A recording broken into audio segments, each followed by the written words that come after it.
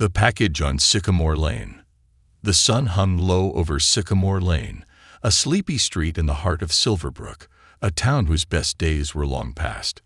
The cracked sidewalks and peeling fences were the kind of sights that Jack Callahan had grown used to after nearly 40 years delivering mail in this corner of Tennessee. At 63, Jack was a man carved from his profession. Strong legs from thousands of steps, a weathered face from years of sun, wind, and rain, and an instinct honed sharper than any rookie cop. People liked to think mail carriers were just human delivery drones, but Jack knew better. A mailman saw everything. They saw who got letters from collection agencies, who got postcards from grandkids who never visited, and who suddenly stopped getting mail at all. Today was meant to be ordinary, just another stretch of mundane stops along his route. Jack's rust-flecked USPS van rattled along the worn pavement, the metal dashboard vibrating with each bump. The rhythm was familiar, even comforting. What wasn't comforting was the creeping unease that had settled in his chest ever since he turned onto Sycamore. House after house passed by, and each time his truck slowed, his gut twisted tighter. Jack wasn't the type to believe in omens, but something about today felt wrong. The kind of wrong he couldn't explain. The kind of wrong that settled into the marrow of your bones.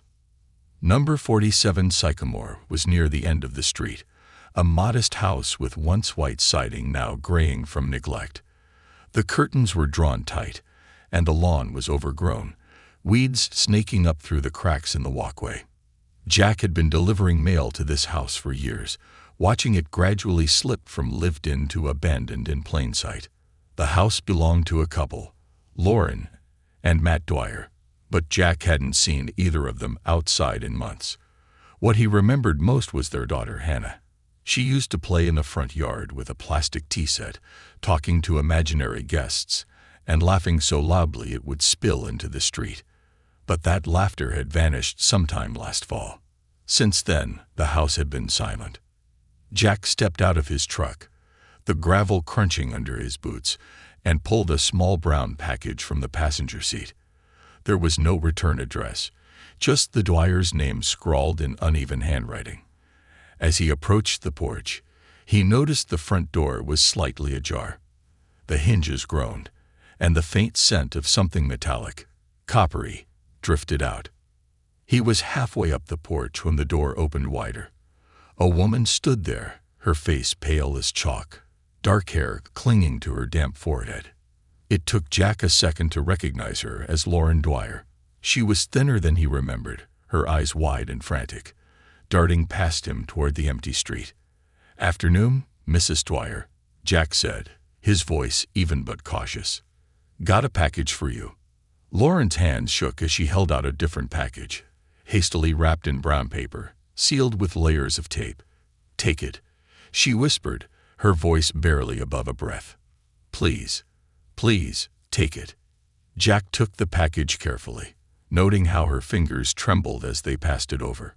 Her knuckles were raw, scabbed over like she'd been gripping something too tightly for too long.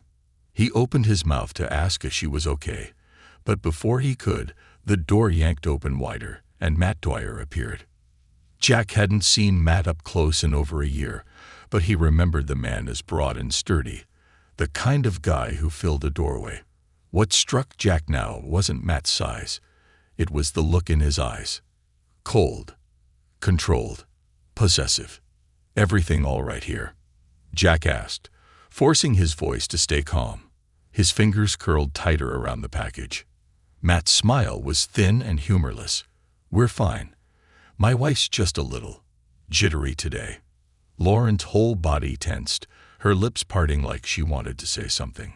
Jack caught the briefest flicker of a plea in her eyes, a flash of desperation so raw it made his stomach knot. Before she could speak, Matt's hand clamped around her arm, fingers digging deep into her skin. "She's fine," Matt repeated, his grip unrelenting. "Aren't you, honey?" Lauren's face crumpled, but she nodded once, just a jerk of her chin. Jack stood frozen for half a heartbeat, debating whether to push or walk away. In Silverbrook, you learn to mind your business. But there was something about Lauren's eyes, the way her shoulders curled inward, the faint bruise peeking out from under her sleeve. Jack tipped his hat. "Have a good day, Mr. Dwyer." He turned back toward his truck, his heart thudding harder than it should. His fingers tightened around the package Lauren had given him, the paper rough against his palm. He didn't look back, not until he was safely inside his van, engine rumbling back to life. It wasn't until his third stop down the road that he noticed it, the edge of something white sticking out from the bottom of the package Lauren had handed him. Frowning, Jack slid the package onto his lap and flipped it over. A scrap of paper, barely held on with a strip of clear tape, curled at the edges. His stomach turned as he read the words written in jagged, desperate script. "He's going to kill me. Please call 911. Jack's breath hitched. He sat there, staring at the message, his heart hammering so hard it rattled his ribcage. For a moment, the world outside the truck vanished. There was only the note, and the weight of what it meant. He had always known that the Dwyers weren't like the other families on his route. There was something too careful about their silence, too rehearsed about the brief interactions they allowed with the outside world. Now, the truth was bleeding out from the edges of this package. Jack grabbed his phone, fingers trembling slightly as he punched in the numbers. 911. "What's your emergency?" "This is Jack Callahan," he said, voice low but urgent. "I'm a mail carrier. I just left 47 Sycamore Lane, and I've got a package with a note taped to the bottom. Says the woman inside's in danger. She's asking for help." There was a pause on the line. And then, "Sir, can you confirm if you witnessed any violence?" "No," Jack said, his grip tightening around the steering wheel. "But I saw bruises. And her husband. Something's not right in that house. I've been delivering here for years. I know when something's off." "Understood. Stay close to the area. Officers are en route." Jack hung up, his mouth dry. Through the windshield, Sycamore Lane stretched out before him, too quiet in the afternoon light.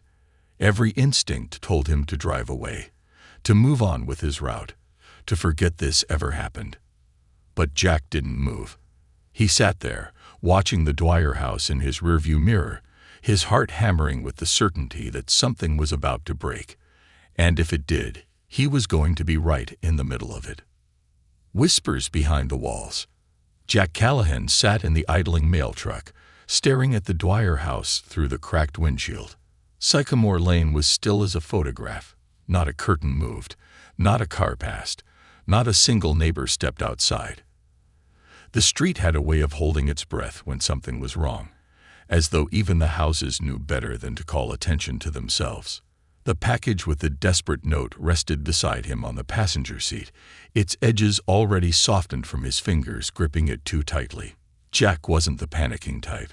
40 years on the job had given him a calm most people mistook for indifference, but this wasn't something you could shake off. The word scratched onto the paper haunted him. "He's going to kill me. Please call 911. He'd seen plenty in Silverbrook over the years. Houses where laughter disappeared, windows that stayed shut through every season, and women who slowly faded until they were just pale silhouettes behind glass. But none of those ghosts had ever reached out to him like this. None had slipped him a plea for help wrapped in brown paper. The distant wail of sirens finally broke the silence, a thin and tinny sound that grew louder as 2 patrol cars turned onto Sycamore. Blue and red lights spun wildly, slicing across cracked pavement and overgrown lawns, flashing against peeling paint and shuttered windows. Jack stepped out of his truck just as the first car came to a stop in front of number 47. Deputy Chris Avery unfolded himself from the vehicle, his uniform crisp but his expression weary. Jack knew him. Silverbrook wasn't big enough for anyone to be a stranger, and the 2 men had crossed paths more times than either could count. Avery's father had been sheriff when Jack started his route. The boy had grown up under the weight of that badge, and now he wore it with reluctant responsibility. "Jack," Avery said, nodding once. "You're the one who called." Jack lifted the package. "Found this. note taped to the bottom. Avery took the package, flipping it over to read the note. His brow furrowed, lips pressing into a thin line. "Dan," he muttered under his breath. "What did you see when you were here?" Jack rubbed the back of his neck. "Lauren Dwyer handed me that package herself. She was shaking like a leaf. Matt was right behind her, had a grip on her arm like she was property. I've seen enough of these situations to know when someone's scared." Avery nodded slowly, the weight of Jack's words settling between them. "Dispatch said you've been delivering to this house for years." "Since they moved in," Jack confirmed. "There was a little girl, Hannah. Haven't seen her outside in months." Avery's jaw tightened. "Okay, stay close. We're going to knock." Jack wasn't sure if that was an invitation or a warning, but either way, he followed. The two officers approached the front door, one on either side, hands hovering near their holsters. Avery knocked firmly, his knuckles rapping hard against the wood. "Sheriff's Department. Mr. and Mrs. Dwyer, can you come to the door?" Silence, a long, stretched silence that felt heavier with every passing second. Avery knocked again. "Mr. Dwyer, we're conducting a welfare check. We need you to open the door." Still nothing. Jack felt his pulse quicken, a slow, deliberate beat that matched the growing sense of unease coiling around his gut. He knew what silence meant. Silence was when the worst things happened. Finally, the door creaked open just a crack. Matt Dwyer's face appeared, his expression flat, but his eyes dark, shadowed with something Jack couldn't quite name. "What's this about?" Matt asked, voice thick with irritation. "Mr. Dwyer," Avery said, his voice carefully even. "We received a call requesting a welfare check. We need to speak with your wife." Matt's mouth tightened. "She's fine." "We need to hear that from her." "She's resting," Matt said, one hand gripping the edge of the door. "She's not feeling well." "That's okay," Avery replied. "We just need to talk to her for a minute." Matt's knuckles whitened on the doorframe. "You got a warrant?" "No warrant needed for a welfare check," Avery said calmly. "Either she comes to the door, or we have to come in." Jack saw it then. The flicker in Matt's eyes, the brief crack in his composure, the calculation behind it. Matt was the kind of man who needed control like he needed air. And right now, the oxygen was getting thin. A long moment passed before the door opened a little wider. Lauren Dwyer stepped into view, her eyes rimmed with red, her hands knotted into fists at her sides. She was barefoot, her hair tangled, and there was a bruise on her wrist that she didn't bother to hide. "Mrs. Dwyer," Avery said gently, "are you all right?" Lauren's eyes flicked to Matt, and Jack could see it. The invisible leash, the unspoken warning. "I'm fine," she said, her voice hollow. Jack's stomach turned. "We'd like to step inside," Avery said, "just to make sure everything's okay." Matt's smile was razor thin. "You've seen her. She's fine." Jack couldn't take it. "Lauren," he said, stepping closer. "If you need help, now's the time." Lauren's breath hitched, her shoulders stiffening like she'd been struck.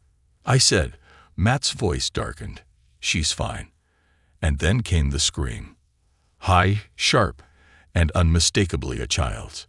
It came from somewhere deep inside the house, muffled by walls, but loud enough to cut through the humid air like a blade. Avery's hand went to his holster instantly. "Step back, Mr. Dwyer." "That's just Hannah," Matt said quickly, too quickly. "She gets upset sometimes." Jack felt cold all over. That scream hadn't sounded like a tantrum. It sounded like terror. "We're coming in," Avery said firmly. "Step aside." Matt's face darkened, but he knew better than to fight it.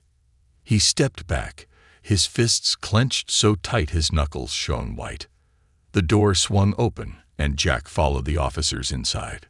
The air was thick with stale air and something sharper. The metallic tang Jack had smelled earlier. The living room was bare, stripped of any personality. No family photos, no toys, just a couch and a coffee table. The curtains were drawn, shutting out the sunlight, leaving the room in a perpetual twilight. "Where's Hannah?" Avery asked. "Upstairs," Matt said tightly. Lauren's hand trembled at her side. Jack caught the subtle shift in her posture, like she wanted to run, but her body no longer knew how. Avery motioned for his partner to check upstairs while he stayed with Matt and Lauren. Jack, uninvited but unwilling to leave, followed the officer up the narrow staircase. The second floor was dark, the only light spilling from a crack under one door at the end of the hall. The officer approached cautiously, his hand on the doorknob. "Sheriff's Department," he called out. "Hannah." "Sweetheart, can you open the door?" A small voice answered, barely audible. "I can't." "Why not, honey?" "He locked me in." Jack's chest tightened. The officer's expression darkened, and with one swift motion, he turned the knob, locked, just as Hannah said. "Hang tight, sweetheart," he called. "We're gonna get you out." The officer took a step back and braced himself before slamming his shoulder into the door. The wood splintered with a crack, the lock giving way. The door swung open, and there she was, Hannah Dwyer, her wide eyes ringed with fear, her small hands clutched around the neck of a stuffed rabbit worn nearly threadbare. Her lip trembled. "Is Mommy okay?" "She's fine," Jack said softly. "You're safe now." But as he stepped inside, he saw something else, something that made his stomach turn to ice. The walls of the room were covered in scratches, deep grooves clawed into the plaster, like tiny fingers had tried to carve their way out. And beneath those scratches, a single word had been scrawled over and over in Hannah's uneven hand. "Help." The secrets beneath the floorboards. The scratched walls of Hannah Dwyer's room seemed to breathe with their own silent agony.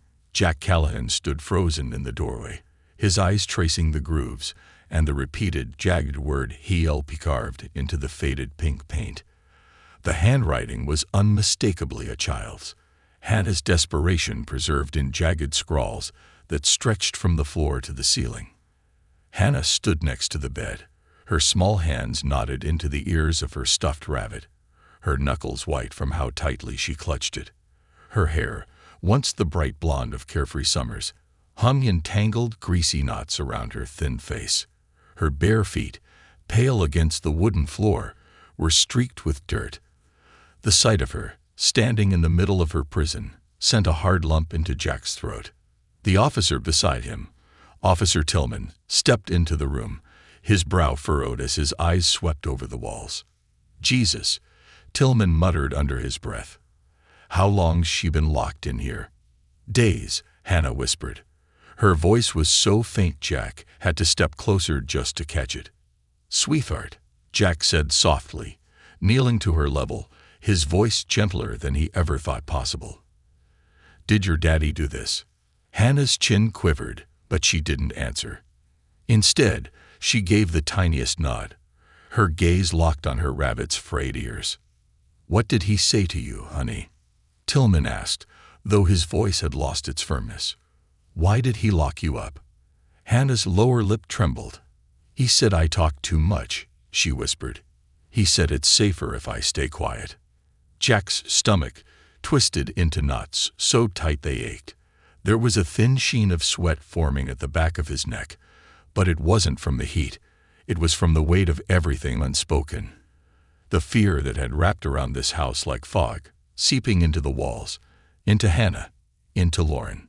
Before Tillman could ask another question, a low, heavy thud echoed from somewhere below. It reverberated through the floorboards, sending a faint shudder up through Jack's knees. The sound was too deliberate to be accidental. It was the sound of something being dragged. Jack shot Tillman a glance, and the younger officer's jaw tightened. "Stay with her," Tillman said quickly, before spinning on his heel and heading back down the stairs. Jack didn't move. Not yet.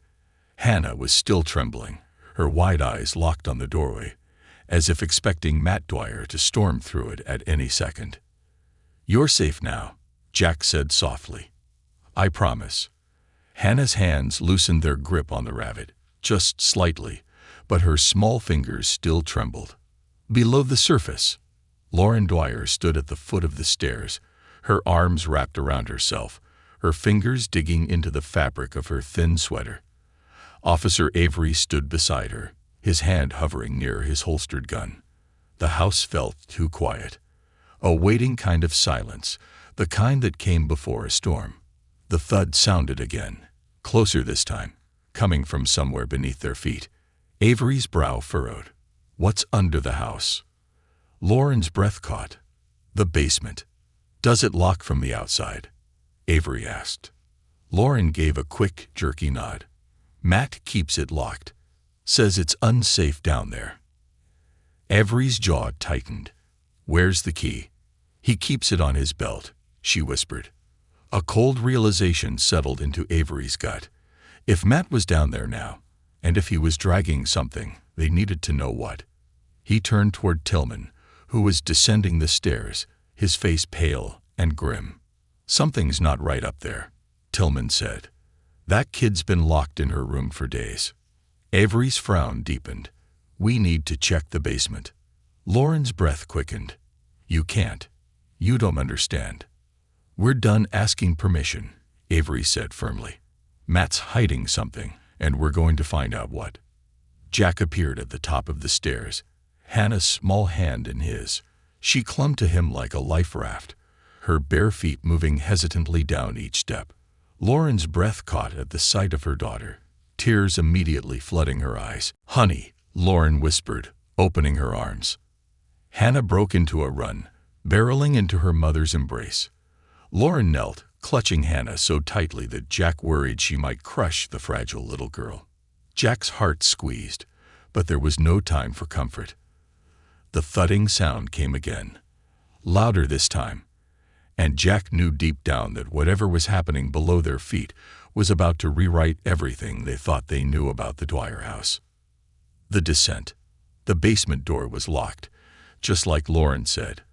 But the officers weren't waiting for keys. Avery motioned to Tillman, who stepped forward and braced his shoulder against the door. With one solid shove, the wood cracked around the frame, and the door swung open with a groan.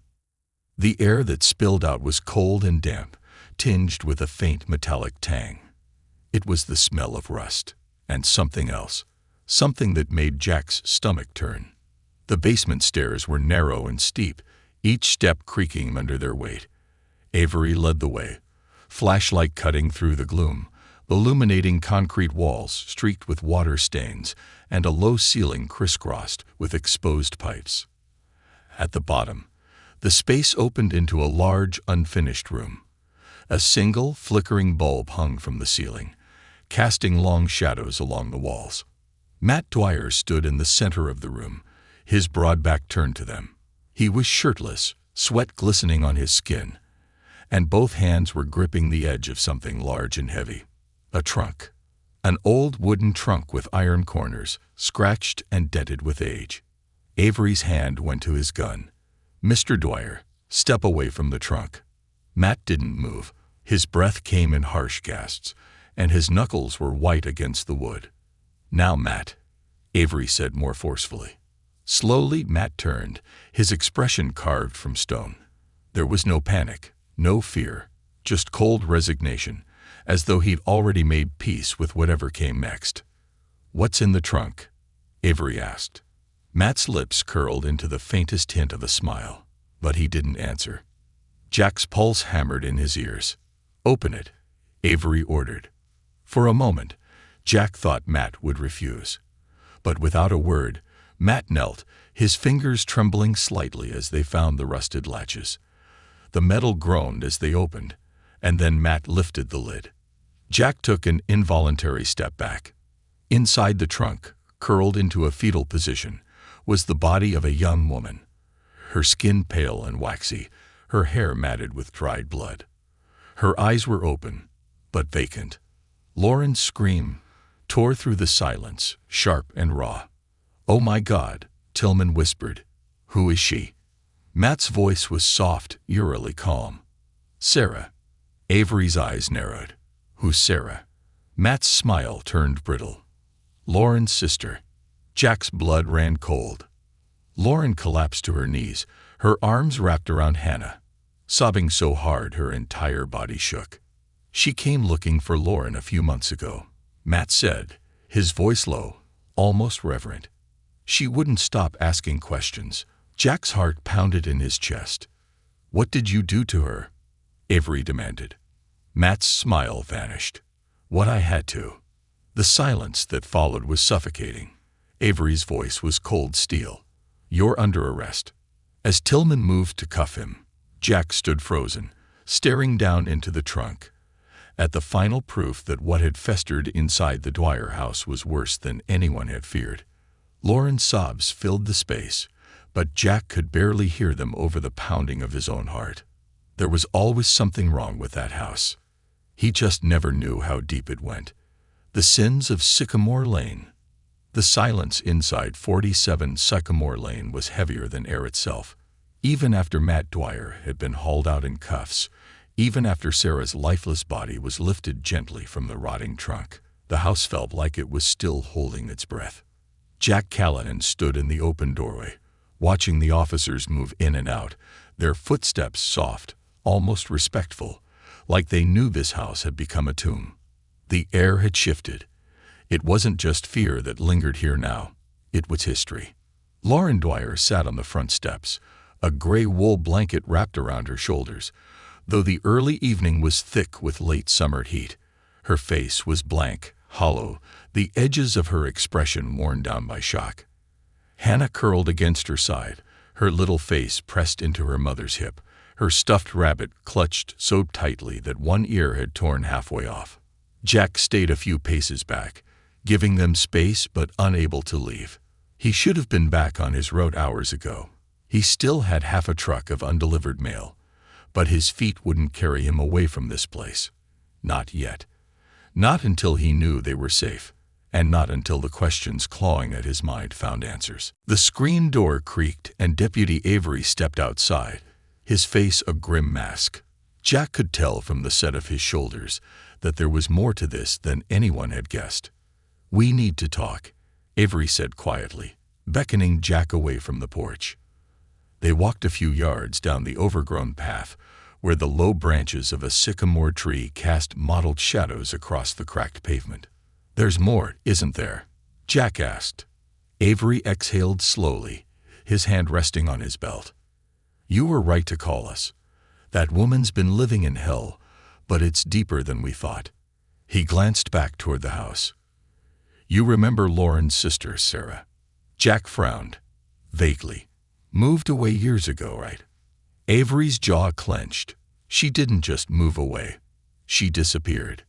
Jack's breath stilled. "Disappeared. Vanished without a trace," Avery said. "Their mother filed a missing persons report, but nothing ever came of it. Everyone assumed Sarah got into trouble. Maybe drugs, maybe ran off with some guy. But now." He didn't need to finish the sentence. Jack felt cold, despite the warm air. "Matt killed her." Avery's nod was almost imperceptible. "We think Sarah came here a few months ago. Neighbors saw her once, knocking on the door. And then nothing." Jack's stomach twisted. Why did she come back? Avery's face darkened. "To get Lauren out." Jack's pulse quickened. "She knew. Or at least suspected," Avery said. "Lauren and Sarah were close when they were younger. But after Lauren married Matt, she cut everyone off. Family, friends, even her own mother." "That wasn't Lauren's choice," Jack said quietly. "No," Avery agreed. "It wasn't." They stood in silence for a moment, the weight of it all pressing down on their shoulders. "She fought for her sister," Jack said softly. "She died for her," Avery added. Jack's hands curled into fists. He'd seen plenty of sorrow in his decades on this route. But this was a different kind of grief. It was the kind that left a stain on a place, the kind that soaked into the wood and the walls, making sure no one ever forgot. "Did Lauren know Sarah was in that trunk?" Jack asked. Avery's brow furrowed. "That's what we need to figure out." The interview. An hour later, Lauren sat at the small folding table in the back of an unmarked police SUV. The blanket still clung to her shoulders, her hands curled into her lap, fingers twisting the hem of her sleeve. Her eyes were red, but dry, as though she used up her tears long ago. Avery sat across from her, notebook in hand, his voice calm and measured. "Lauren," he began, "I need you to tell me everything you know about your sister's visit." Lauren's gaze flickered toward the house, as though Matt's shadow might still be lurking inside. "I didn't know she was coming," she said softly. "She just showed up." "When?" Avery asked. "2 months ago," Lauren said. Her fingers tightened in her lap. "It was a Sunday." "What did she say?" Lauren's breath came faster, her throat working against a sob she refused to let out. She said she knew something was wrong. That she could see it in my eyes, even through the pictures I stopped sending. Jack stood nearby, just out of view, but close enough to hear. Every word she spoke painted a clearer picture, a prison without bars, a life stripped down to silence and submission. "I tried to send her away," Lauren whispered. "Matt was home. I knew if he saw her." She swallowed hard, her knuckles turning white. "But she wouldn't leave," Lauren continued. "She kept saying she could help me, that I could leave, take Hannah, go to Mom's. She said she'd go to the police." Jack could see it so clearly. Sarah standing in the doorway, the bright light of hope in her eyes. The light that had been snuffed out hours later. "What happened next?" Avery asked. Lauren's breath hitched. "Matt came home early." Her voice cracked, and for a moment, she couldn't go on. Avery gave her space, the quiet stretching between them like a tightrope. "He told me to go upstairs," she said eventually. "Told me to put Hannah to bed. He said he'd handle Sarah." Jack's stomach twisted. "You didn't see what happened?" Avery asked. Lauren shook her head. "But I heard it." She closed her eyes, and when she spoke again, her voice was barely a whisper. She screamed. Jack's jaw clenched, a wave of nausea rolling through him. After that, Lauren said, it was quiet. For days. She opened her eyes, staring down at the table. "I thought maybe he made her leave," Lauren said. "He told me not to ask. He said if I ever brought her up again, he'd." Her voice broke. "He'd do the same to me." Jack felt rage boil beneath his skin, molten and unforgiving. Matt hadn't just trapped Lauren. He buried her alive, day by day, until she was too afraid to breathe without permission. "How did the package happen?" Avery asked gently. Lauren's gaze flickered toward Jack. "I knew you'd come," she said quietly. "You always came." Jack's throat tightened. "I didn't know what else to do," Lauren said. "Matt wouldn't let me have a phone. He watched my every move. I had to try something." "So you wrote the note," Avery said. Lauren nodded. "It was the only chance I had." Jack swallowed hard, feeling the weight of that tiny scrap of paper and how close it had come to being too late. The hidden room. 2 days later, the forensic team uncovered the hidden room beneath the basement floor, a crawl space beneath the foundation. The smell hit them first, a mixture of mildew, rotting wood, and something sharper. Inside, they found more. A rusted metal cot, chains bolted to the concrete, a single stuffed bear, its fur stiff with age and something darker. It wasn't Sarah's. The room was older than that, decades older. Matt Dwyer hadn't built the prison under 47 Sycamore Lane. He'd inherited it. Jack stood with Avery in the overgrown front yard, the police tape fluttering in the hot summer breeze. "This house," Jack said, staring at the dark windows. "It's been wrong for a long time." Avery didn't argue. Some houses kept their secrets. Others devoured them. And some, like 47 Sycamore Lane, made sure they were never forgotten. Beneath the roots of Sycamore Lane. The house at 47 Sycamore Lane was quiet now, sealed behind layers of crime scene tape, its windows still shut tight like they were afraid to see the world. 2 days after Matt Dwyer's arrest, the forensic teams were still inside, digging deeper, literally, than anyone expected. Jack Callahan stood just across the street, leaning on the battered side of his mail truck.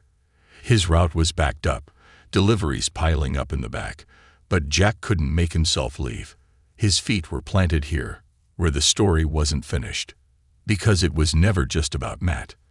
The morning sun cast long shadows across Sycamore Lane, catching on the broken sidewalks and cracked pavement like memories trapped in stone. Neighbors emerged from their houses, peeking out from behind screen doors and cracked blinds, whispering to one another in hushed voices. The Dwyer house had been a source of quiet discomfort for years, a place everyone sensed was wrong, but never spoke about. Now, there was no denying it. A black SUV rolled up alongside the curb, its glossy surface at odds with the worn-out neighborhood. Detective Avery stepped out, his face shadowed beneath the brim of his hat, eyes bloodshot from too many hours and not enough sleep. He spotted Jack and gave a tired nod. "Couldn't pull yourself away?" Avery asked, walking over. "Neither could you," Jack replied. Avery huffed a humorless laugh, resting his hands on his hips. "We found more." Jack's stomach tightened. "More what?" "More rooms," Avery said. "Below the basement." Jack's brows drew together. "Below the basement?" "Yeah." Avery turned to look at the house. The concrete floor wasn't solid. There was a trapdoor hidden beneath that old storage shelf. It led to a narrow set of stairs, so old they were practically rotting. Jack felt a chill creep into his bones despite the humid air. "What's down there?" Avery hesitated, the kind of hesitation Jack had only seen in men who'd looked too long into the dark. "The room was older than the house itself," Avery said. "Dirt walls, wooden beams, and restraints." Jack's throat tightened. "What kind of restraints?" "Wrist and ankle cuffs." Avery's voice was flat, bolted into the walls. Whoever built that room wasn't just storing tools. They were storing people. Jack exhaled sharply, the edges of his world blurring for a second. "Are you telling me Matt wasn't the first?" Avery shook his head. "We're digging into the property records, but from what we can tell, the house was built in the 1950s, but the underground room predates it by at least 50 years. Jack's mind raced. The house wasn't just haunted by Matt Dwyer's violence. It had been built on top of something far older. So what the hell was this place before it was a house? "That's the question," Avery said grimly. "We've got a historian from the county coming in to help, but one thing's clear. Matt didn't create this nightmare. He just carried it on." Jack stared at the house, its peeling paint and sagging roof looking more like a rotting tooth than a home. "You think Matt knew what was under there?"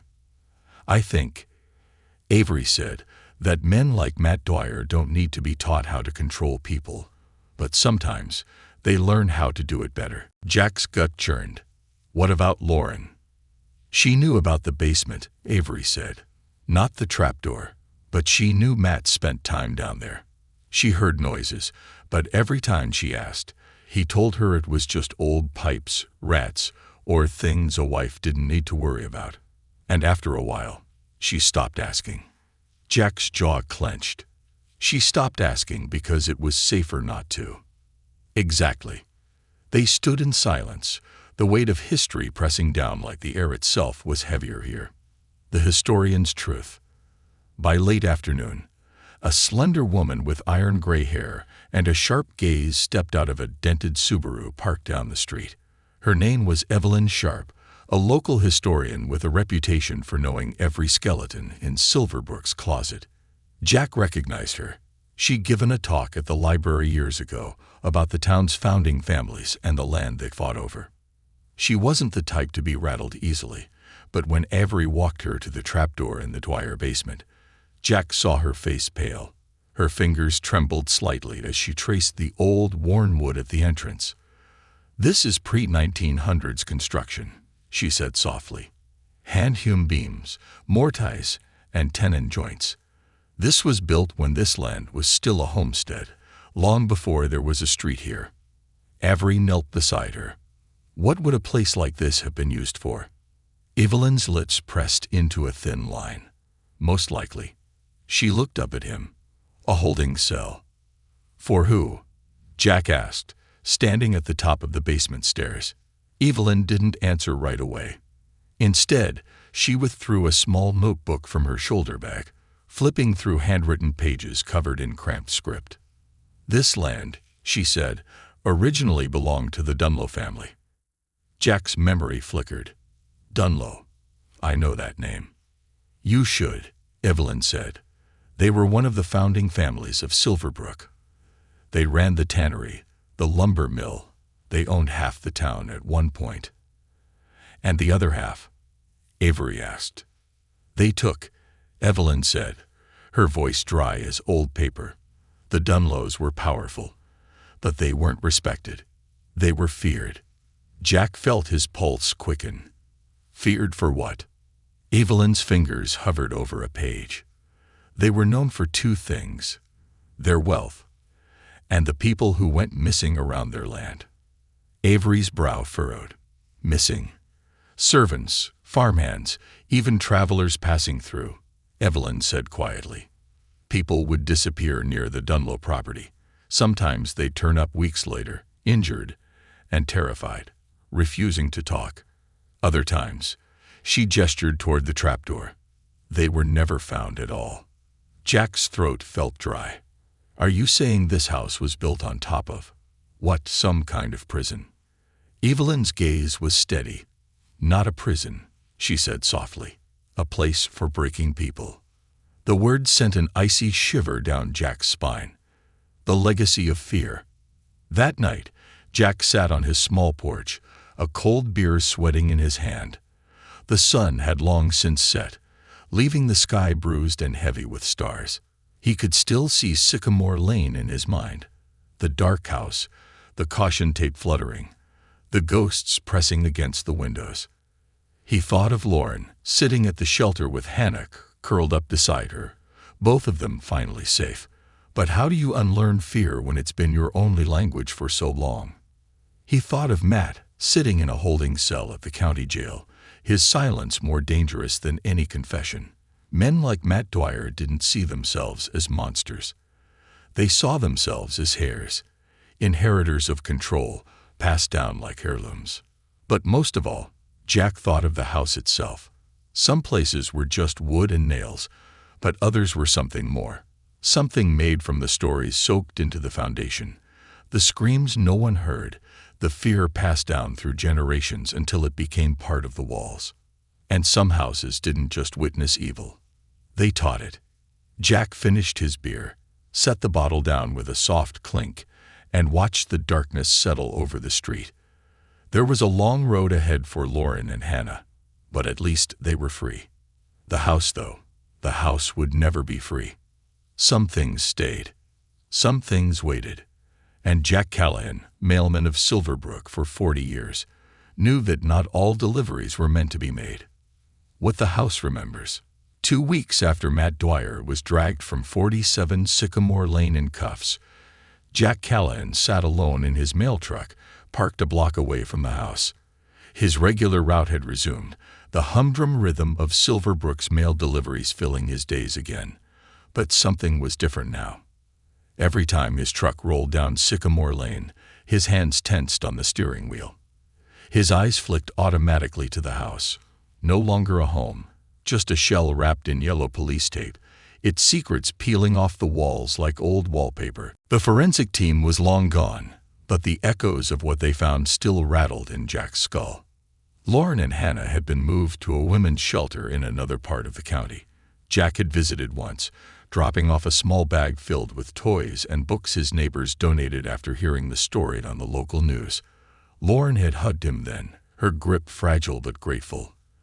There were no words to capture what he had done for them, or what it had cost them to survive. But even as Jack tried to settle back into his routine, Sycamore Lane whispered to him. He needed answers. Not for the police. Not even for Lauren. For himself, the Dwyer files. On his next day off, Jack found himself standing in front of the county courthouse. The building was older than most of the town, its stone steps worn smooth by generations of feet. Inside, the air smelled faintly of paper, polish, and history. It took some doing, but a sympathetic clerk, who had heard all about Jack's part in saving Lauren and Hannah, slipped him access to the Dwyer family's property records. What Jack found made his stomach turn. The house at 47 Sycamore had been in Matt's family for nearly 70 years, but the land itself had been in the Dunlow name before that. A direct link to the same Dunlow family Evelyn Sharp had warned him about. The house itself had been built atop older foundations, structures predating the town's incorporation. But the most chilling discovery was a small, handwritten note tucked into the back of the file.